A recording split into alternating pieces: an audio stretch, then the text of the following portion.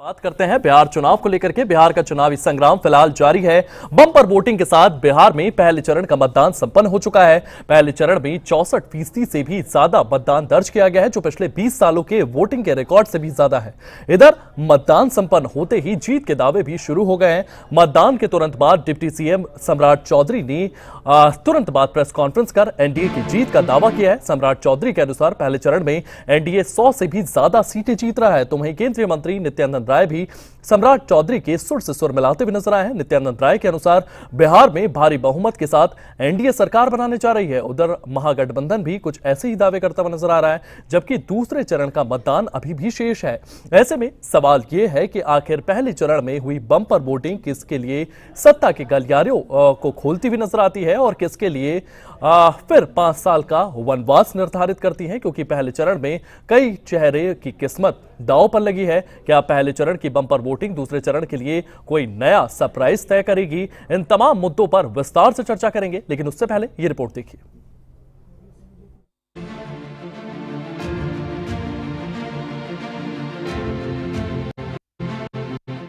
बिहार में विधानसभा चुनाव के पहले चरण का रण संपन्न हुआ।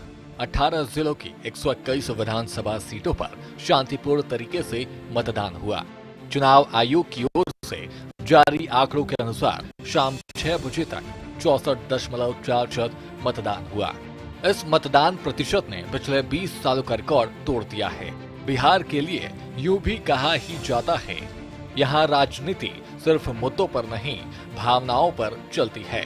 पहले चरण में कुल 8 जिलों में मतदान हुआ और सुबह से ही पोलिंग बूथ पर मतदाताओं में कमाल का जोश देखने को मिला। जिला दर जिला वोटिंग प्रतिशत पर नजर डालें तो मुजफ्फरपुर में 71.41% मतदान हुआ, समस्तीपुर में 71.22% मतदान हुए, वहीं बेगूसराय में 69.58% वोट पड़े, मधेपुरा में 69.03% मतदान हुए, वहीं गोपालगंज में 66.58% वोट पड़े। लखीसराय की बात की जाए तो 65.05% मतदान हुए, वहीं दरभंगा में 63.35% वोट पड़े, वहीं भोजपुर में 58.91% मतदान हुए। यानी सबसे ज्यादा वोटिंग मुजफ्फरपुर में तो वहीं सबसे कम भोजपुर जिले में देखी गई। ये आंकड़ा अपने आप में बताता है कि बिहार की जनता ने लोकतंत्र के महापर्व में बढ़ चढ़कर हिस्सा लिया। एनडीए की ही सरकार बनेगी और भारी बहुमत के साथ एनडीए की सरकार बनेगी। बम्पर मतदान माननीय प्रधानमंत्री श्री नरेंद्र मोदी जी के प्रति बिहारियों का स्नेह, प्रेम और विश्वास का प्रतीक है। माननीय प्रधानमंत्री जी के विकसित भारत और माननीय मुख्यमंत्री जी के विकसित बिहार के संकल्प पर मुहर है। भारी मतदान एनडीए के जबरदस्त जीत का संकेत है। गुंडा राज, जंगल राज, भ्रष्टाचार के संरक्षक राजद और कांग्रेस के लोगों के मुंह पर कड़ा तमाचा है। विकसित भारत और विकसित बिहार के लिए भारी मतदान लोगों ने किया है। गांव, गरीब, किसान, मजदूर और महिलाएं की एक ही आवाज है, फिर से एनडीए सरकार। इस बार युवा मतदान बड़ी संख्या में घरों से निकले। महिलाओं की भागीदारी भी रिकॉर्ड के करीब रही। गांव हो या शहर, वोटर्स इस बार उत्साहित थे। हालांकि राजनीति के बड़े जानकार ऐसे राज्य में सत्ता परिवर्तन का संकेत भी मानकर चल रहे हैं। हालांकि एनडीए के घटक दलों को पूरा भरोसा है कि नीतीश सरकार की ही वापसी होनी है। पहले चरण ने बिहार की चुनावी महासमर की दिशा तय करती है। अब इंतजार 11 नवंबर का, जब दूसरे चरण के वोट डाले जाएंगे और बिहार की किस्मत ईवीएम में कैद हो जाएगी। कौन जीतेगा ये तो 14 नवंबर को ही नतीजे बताएंगे। ब्यूरो रिपोर्ट, सूर्या समाचार।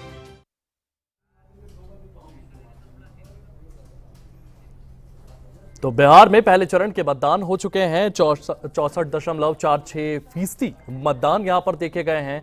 और 2005 के आंकड़ों की बात करें तो 2005 के बाद से 60% मतदान बिहार में अब देखे गए हैं। लगातार इसको लेकर के सवाल पूछे जा रहे हैं कि इतना मतदान जो हुआ है इसके क्या मायने हैं। और इसी को लेकर के हमारे साथ हमारे सहयोगी जुड़ चुके हैं, हमारे गेस्ट जुड़ चुके हैं। आदित्य पांडे, प्रवक्ता बीजेपी, इसी के साथ साथ राजनीतिक विश्लेषक निरंजन भी हमारे साथ जुड़ चुके हैं। और अगर बात करें तो आरजेडी से प्रवक्ता प्रमोद सिन्हा भी हमारे साथ जुड़ चुके हैं। हमारे तीनों मेहमान हमारे साथ जुड़े हुए हैं। सबसे पहला सवाल मैं रहना चाहूंगा आदित्य पांडे जी से। आदित्य जी, जिस तरीके से 64.46% मतदान देखने को मिला है 2005 के बाद से पहली बार ऐसा हुआ है बिहार में जब 60% के ऊपर मतदान का रेट गया है, इन नतीजों को, इन आंकड़ों को आप किस तरीके से देख रहे हैं?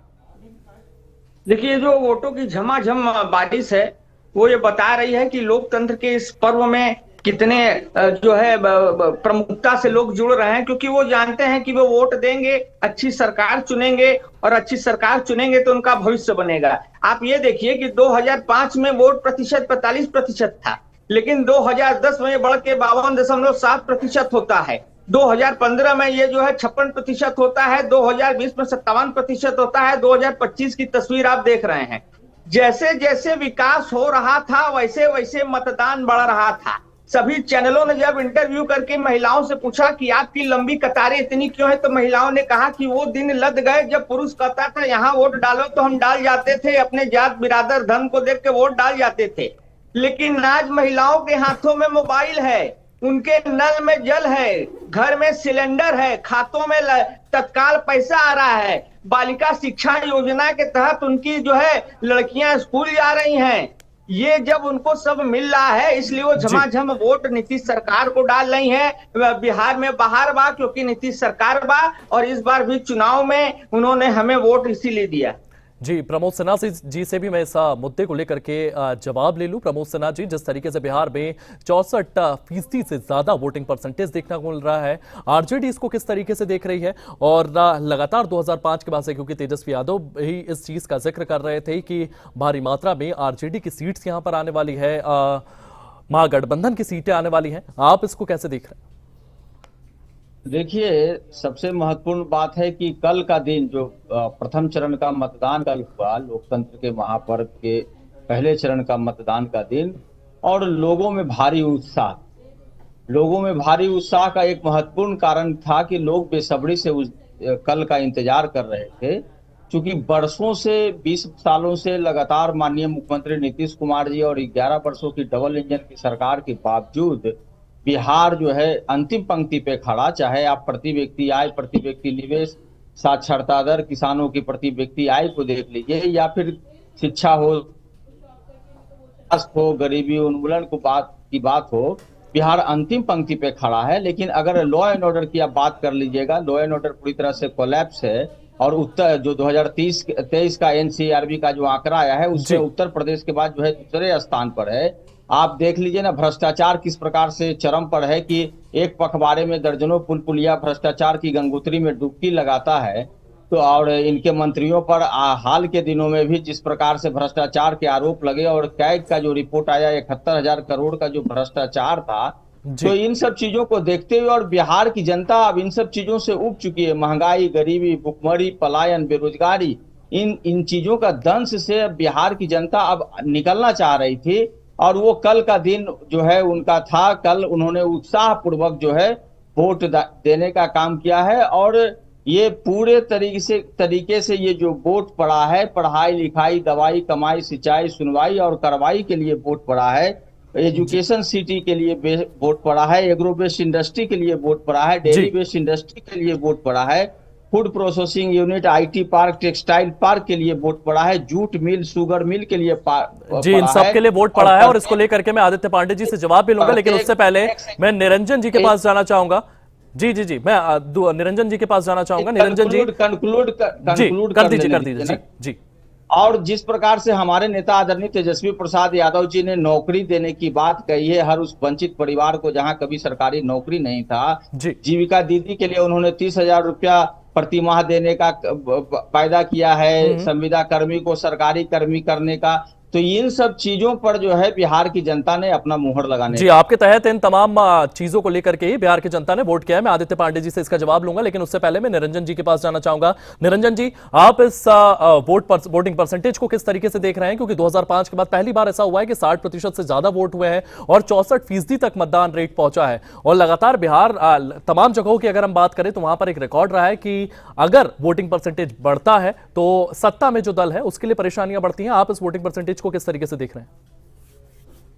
देखिए आयुष जी, इसके अंदर 2-3 फैक्टर हैं जिनको हमारे को यहाँ पे विचार करना जरूरी है। पहली बात तो कि जो वोट प्रतिशत बढ़ा है, ये कहा जा रहा है कि जिस तरीके से वहां पे SIR हुआ, यानी कि लगभग समझ लीजिए 50 लाख वोट कटे, तो उनकी वजह से वोट प्रतिशत बढ़ा है। मतलब जो मतदान प्रतिशत है, वोटर टर्नआउट, उसकी वजह से बढ़ा है। लेकिन जब हम उनका गुणा भाग लगाते हैं कि कितना वोट पिछली बार पड़ा था, नंबर्स ऑफ वोट पिछली बार कितना पड़ा था और इस बार नंबर्स ऑफ वोट कितना पड़ा है, तो लगभग आप ये समझ लीजिए 56 लाख वोट, यानी कि परसेंटेज में ना करके आप नंबर्स ऑफ वोट में करेंगे तो 56 लाख वोट इस बार फालतू पड़ा है, जो निश्चित रूप से आप ये समझ लीजिए कुछ ना कुछ संदेश देता है। लेकिन अब यहां पे कुछ लोग कह रहे हैं कि जो ज्यादा मतदान होता है वो सरकार बदलने के लिए होता है, कुछ लोग कहते हैं सरकार को, और इसके अंदर आप तमाम पिछले अगर परिणाम देखेंगे तो उसके अंदर कोई भी एक थ्योरी यहाँ पे पूरी तरह फलीभूत होती नहीं है। कई बार हमने देखा है कि वोटिंग परसेंटेज बढ़ने के बाद में सरकार और बम्पर ज्यादा मेजोरिटी से सत्ता में आई। इसके कई उदाहरण हैं। आपने देखा होगा कि 2022-23 के अंदर गुजरात विधानसभा चुनाव भी आप इसके अंदर जोड़ सकते हैं। और कई बार ऐसा होता है कि वोट प्रतिशत बढ़ने के बाद में सरकारें बदल भी जाती हैं। तो कहने का तात्पर्य, लेकिन यहां पे मेरा यह मानना है कि एक तो इस बार जो बिहार के अंदर जो विधानसभा चुनाव हुए, वो आप ये समझ लीजिए जो बिहार का सबसे बड़ा पर्व है छठ पर्व, उसके तुरंत बाद, यानी कि जो माइग्रेट जो बिहारी है, जो बाहर रह करके रोजी रोटी अपना गुजर बसर करता है, वो कहीं ना कहीं अपने गांव देहात अपने घर पहुंचा हुआ था।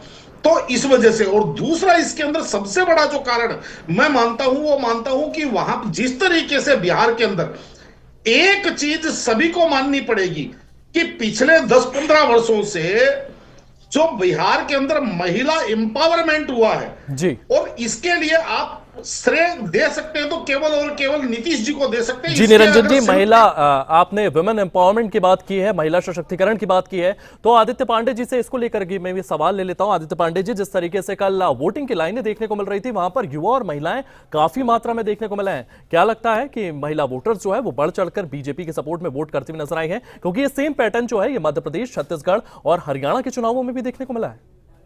जी देखिए, क्योंकि महिलाओं ने वो जंगल राज देखा है।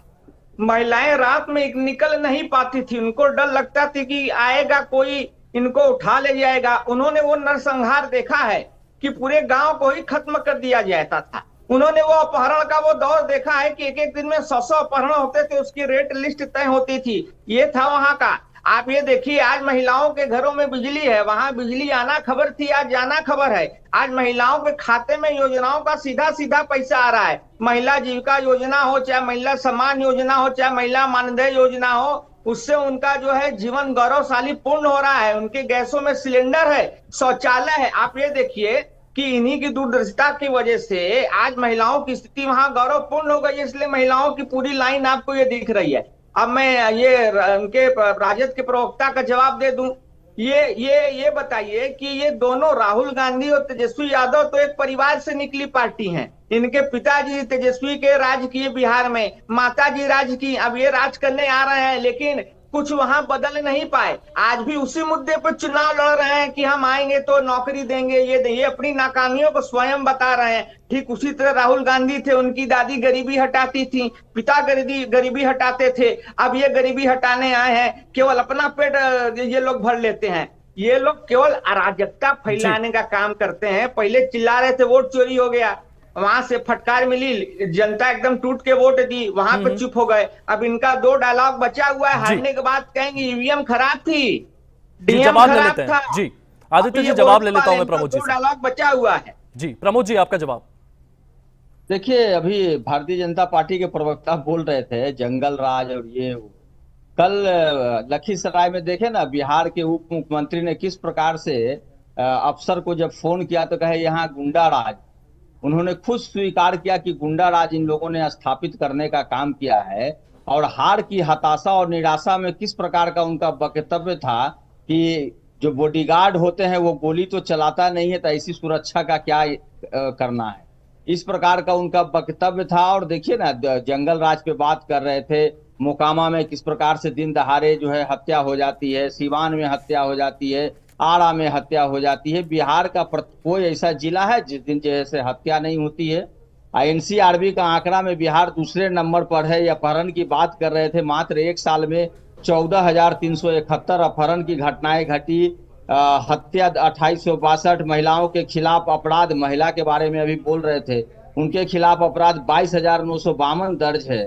दलितों और आदिवासियों के खिलाफ अपराध की घटनाएं 7178 है। साइबर क्राइम के मामले हैं 4450। तो ये इन सब चीजों पर ना बोले तो ज्यादा बेहतर है, क्योंकि अभी जो महाजंगल जी करने का काम किया है ना, अभी सुन लीजिए, पहले बात को जवाब दीजिएगा, पहले सुन लीजिए। जी जी आप बोलिए। आपने जो कहा उसके अलावा आप देख लीजिए, मैं तो इतना दावा कर रहा हूं ना, राजधानी पटना जो सुरक्षित रहता था भारतीय जनता पार्टी का जो सीट, इस बार वो चारों सीट जो दीघा है, कुम्हड़ार है, बांकीपुर है और पटना साहिब है, वो भी इनके हाथ से निकल गया है। और इनकी हार की हताशा जो है ना, इनके नेताओं के चेहरे पर बौखलाहट, इनके नेताओं के चेहरे पर जो है ना दिखाई पड़ रही है। ये लोग बोरिया बिस्तर समेटने का काम करे। 14 तारीख को जब जी प्रमोद जी जवाब ले लेते हैं। मतगणना जब परिणाम आएगा ना, तो इनको सारी चीजें जो जी प्रमोद जी जवाब ले लेते हैं। आदित्य जी आपका जवाब। जी देखिए, ये मुंगेरी लाल के हसीन सपने ये बता रहे हैं, परिणाम आएगा तो लगेंगे रोने की भैया ईवीएम को लूट लिया गया। और ये भ्रष्टाचार पे बात करते हैं। Convicted Lalu Prasad Yadav, charge seated Tejashwi Yadav, पूरे परिवार पे आरोप है। ये जब भ्रष्टाचार पे बोलते हैं तो लगता है कि राक्षस हनुमान चालीसा पढ़ रहा है। अरे आपके प्रधानमंत्री नरेंद्र मोदी का आरोप लगाए थे, उस पर क्यों नहीं बोलते हैं? उस पर क्यों नहीं बोलते हैं? कैग का जो 71,000 करोड़ का घोटाला आप लोगों ने करने का काम किया, उस पर क्यों नहीं बोलते हैं? तमाम मंत्रियों पर भ्रष्टाचार का आरोप लग रहा है, उस पर क्यों नहीं बोल रहे हैं? सावरकर हैं, इनके लिए तो ये है। आप तो जो है राहुल चालीसा, तेजस्वी चालीसा पढ़िए ना। आप कह दीजिए सीधे सीधे कि हमारे जननायक राहुल गांधी थे, उनकी इमारत भी बना दीजिए। बिहार की जनता के भगत सिंह बना दीजिए। हमारे नेता आदरणीय तेजस्वी प्रसाद यादव की शर्म आप लोगों को करना पड़ेगा। चिंता मत करिए, बिहार आप लोगों के कारण आज पिछड़ा हुआ राज्य सबसे अंतिम पाए आपके सूचकांक में अंतिम पंक्ति पे खड़ा है। शर्म करिए सर। तो उस पर भी आप मौन रहते हैं। नहीं, नरेंद्र मोदी छठी मैया है क्या? नरेंद्र मोदी पीछे चला गया, फर्जी बिहारी हैं आप। आपका कल्चर को भी जी हमें सार्थक चर्चा करना चाहिए, मुद्दों को लेकर के बात करना चाहिए। निरंजन जी हमारे साथ जुड़े हुए हैं, मैं उनके पास आपको लिए चलता हूं। निरंजन जी, दो पार्टियों का जिक्र तो यहां पर लगातार किया ही जा रहा है, आरजेडी और बीजेपी को लेकर के लगातार जिक्र किया जा रहा है, लेकिन प्रशांत किशोर कितने ताकतवर साबित होंगे यहां पर वोटिंग के बाद? इसी के साथ साथ कांग्रेस किस तरीके से एक भूमिका निभाती हुई महागठबंधन में नजर आएगी? इन दोनों पार्टियों को किस तरीके से वोट यहां पर पहले इस फेज में मिलते हुए नजर आए हैं? इन दोनों पार्टियों को आप किस तरीके से देख रहे हैं? देखिए आयुष जी, अगर हम बात करें प्रशांत किशोर की, तो आपने देखा होगा कि प्रशांत किशोर जी ने पिछले 3-350 वर्षों के अंदर बिहार के अंदर काफी पसीना बहाया, काफी परिश्रम किया है और इतना जो गांव-गांव वो घूमे हैं। और उसके बाद में आपने देखा होगा कि अपने कई इंटरव्यू के अंदर कई टीवी चैनलों में वो स्पष्ट कहते हुए दिखाई दिए थे कि या तो हमारी बम्पर जीत होगी, या तो हम 150 प्लस आएंगे, या हम 10 सीटों के नीचे रह जाएंगे।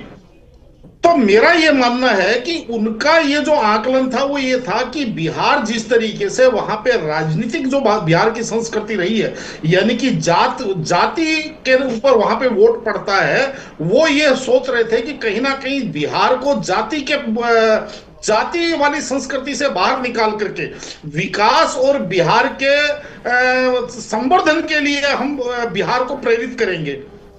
लेकिन वो चीज हमें दिखाई दी नहीं। हमें चुनावों के अंदर जब धरातल पे हम देखते हैं तो हमें ऐसा लगता है कि बिहार अपनी जो परंपरागत जो राजनीतिक संस्कृति थी उससे बाहर निकल नहीं पाया।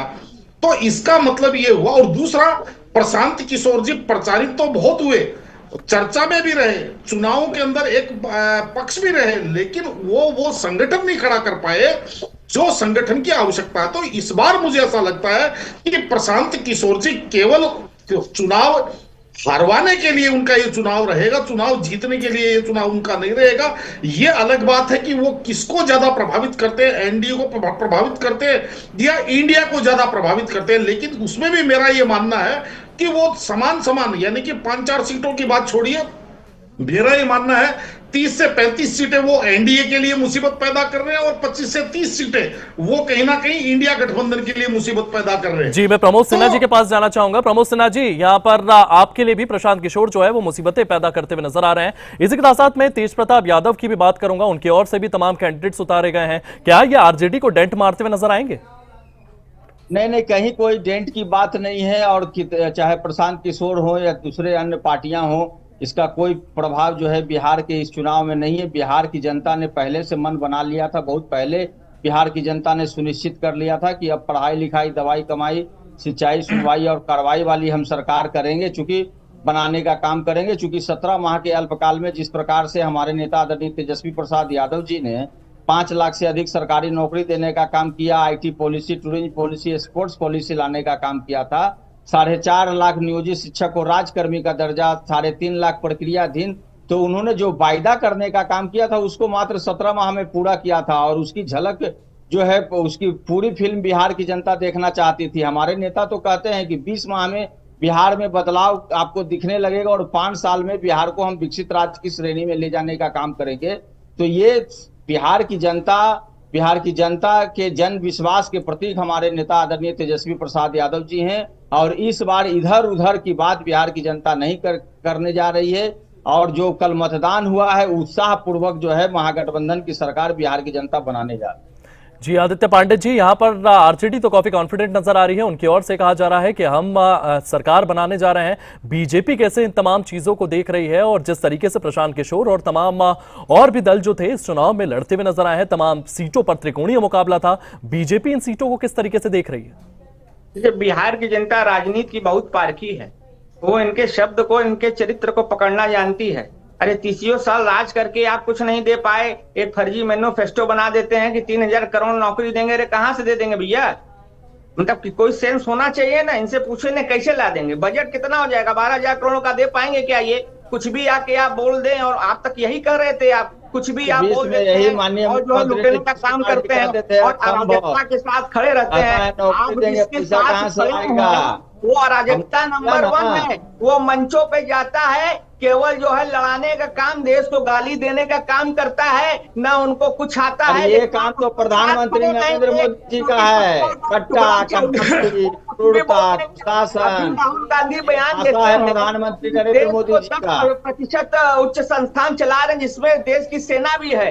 कितना विवादित बयान उन्होंने दे दिया। ये कह पाएंगे, उसका विरोध कर पाएंगे क्या? नहीं कर पाएंगे, क्योंकि अभी चुनाव है, सत्ता का टुकड़ा चाहिए कि कैसे कुछ आ जाए। अब तक तो इसी तरह चल रहे थे। अब तो राजा का बेटा राजा नहीं होगा, जो योग्य होगा भोगी, और वो भी तो आप लोग हैं सत्ता लोलू। चुनाव को स्वीकार कर चुके हैं। चुनाव से पहले एसआईआर पे भड़क रहे थे, बाद में ईवीएम डीएम खराब हो जाएंगे। चुनाव में तेजस्वी जी करे तो लाइट चली गई, वोटिंग को जो है स्लो किया जा रहा है। हर चीज का जो है ये कर लेंगे, लेकिन जैसे जी, तमाम चीजों के नतीजे मतदान आने के बाद पता लगेंगे। जब गिनती होगी चुनाव की तो पता लगेगा कि कौन सा सियासी दल बिहार को जीतता हुआ नजर आ रहा है। आप तीनों हमारे साथ जुड़े, आपने अपनी बात रखी, आप तीनों का बहुत बहुत धन्यवाद। तो बिहार का चुनावी संग्राम फिलहाल जारी है।